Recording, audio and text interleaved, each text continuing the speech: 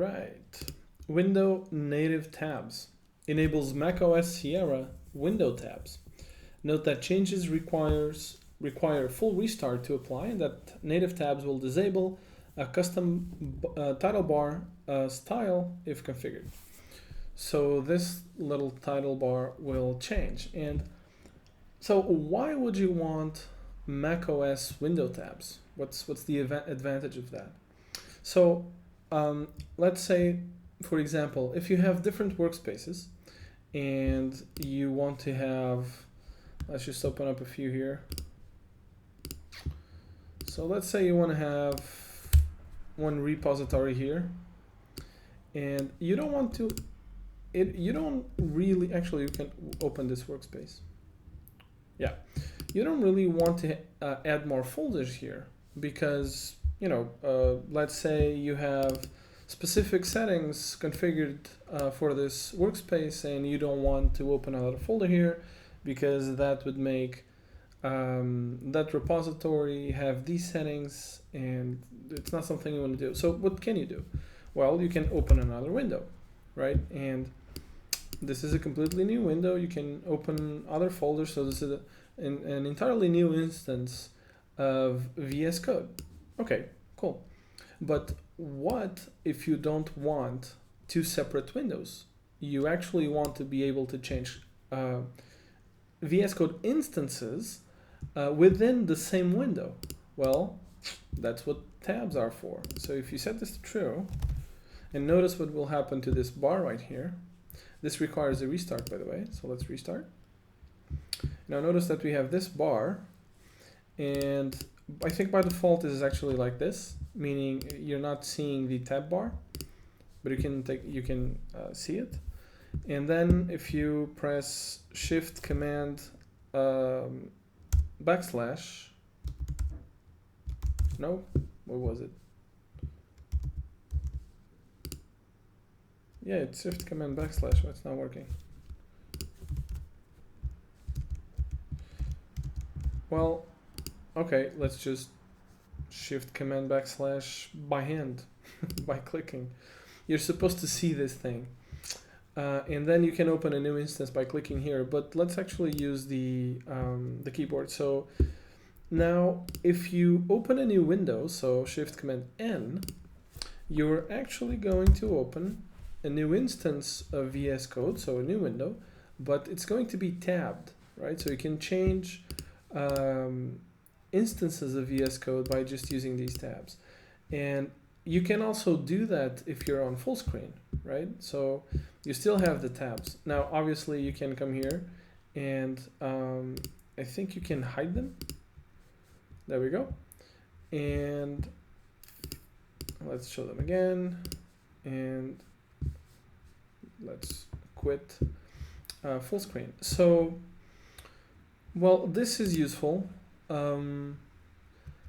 However, I don't find myself using this too often. Usually what I do is I use implicit workspaces more than I use explicit ones, meaning an explicit workspace is when you have a .code workspace file.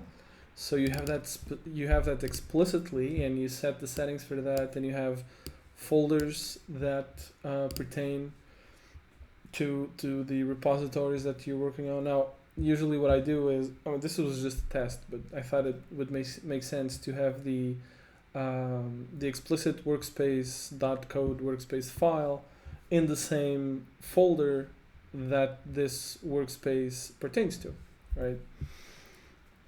So, but I usually don't use this file, right? Usually I don't use an explicit workspace in the form of this file. Usually what I do is I have an implicit workspace, and I just use tasks, settings, and other files that I put inside the .vs code folder.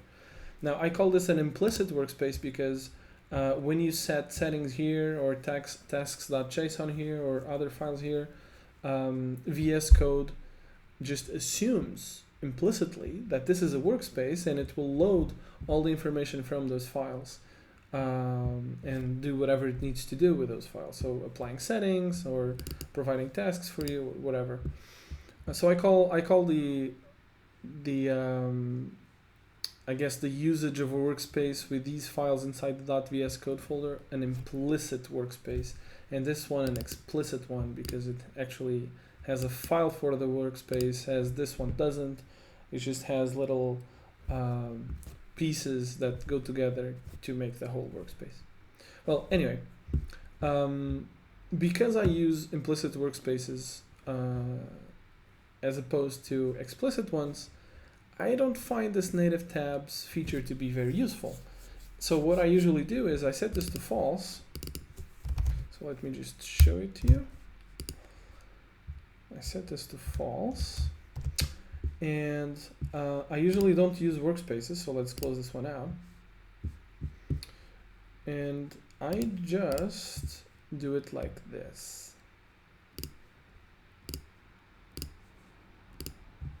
So if I open this folder, this is an implicit workspace, and VS Code will ask me, listen, there's an explicit workspace file there. Do you want to open that? No, usually I don't do that. And now if I add another folder to my implicit workspace, let's just add my website, for example. Because all the information is inside here, this .vs code folder, I don't need tabs. I can just add the folder here and use the implicit workspace, and I'm good to go. I don't need to do anything else. Now, this is to say that the only reason I can think of for using native tabs in macOS is if you use explicit workspaces, because in that case you cannot just do what I do. I have completely different repositories here that have completely different settings. Actually, this one doesn't even have settings, but has different. They have different. Well, I guess we could call it settings in general, not, you know, but I'm not talking about the settings.json file. So they have different information about them, different configurations, and because I use the implicit workspaces, I can just add new folders here. If you use explicit ones, tabs are great. Okay, I hope that wasn't too confusing. If you understood what I said, if you think I gave a good explanation, please leave your comments in the comment section down below. If you think this was a little bit too contrived, please give me that feedback too, and I'll record a better video. Thanks.